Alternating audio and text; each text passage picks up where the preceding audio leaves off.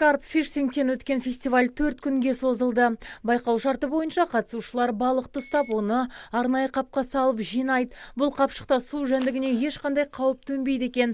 Содан соң күніне 2 рет олар жалпы жиналған балықтың салмағын төрешілерге тексертуі қажет. Артынша оны суға қайтып жібереді. Ауқымды фестивальдің мақсаты да осы, яғни ұстадың ба жібер деген ұранмен байқау ұйымдастырған мамандардың басты мақсаты табиғатта аялап жәндіктерге қамқорлық көрсету. Каждый год мы проводим открытый чемпионат ЮКК. 18 жыл сайын біз ашық чемпионат өткіземіз. Бізге барлық Қазақстаннан қатысушылар келеді. Балық аулау маусымының ашылу мен жабылуын әрине өткіземіз.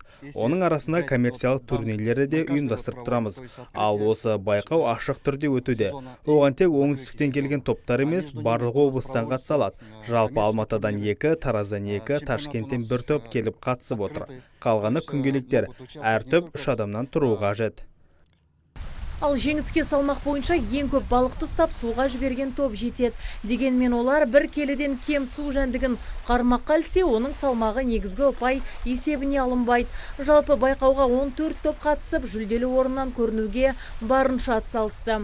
Дегенмен бірінші орында Алматыдан келген ФСЛК командасы қанжығасына байлады. Олар жалпы салмағы 39 келе 540 граммды құрайтын балықты ұстап, қайтадан суға жіберген. Айта кетерлігі, осы топ Карпфишингтен әлемдік деңгейдегі байқауларға да қатысқан. Поздравляю!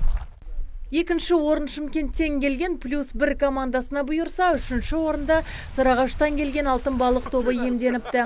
Жеңіске жеткендерге арнайы кубок пен қаржылай сыйақы табысталды. Бұдан өзге байқауда ең үлкен балықты ұстаған қатысушы арнайы номинациямен марапатталды. Сондықтан балықшылар 4 күн бойы күндіз-түні ауқымды су асты тіршілік иесін ұстаумен болды. Нәтижесінде сайыстың соңғы күні салмағы 4,46 келе балықты ұстаған қатысушы табылды. Красавчик!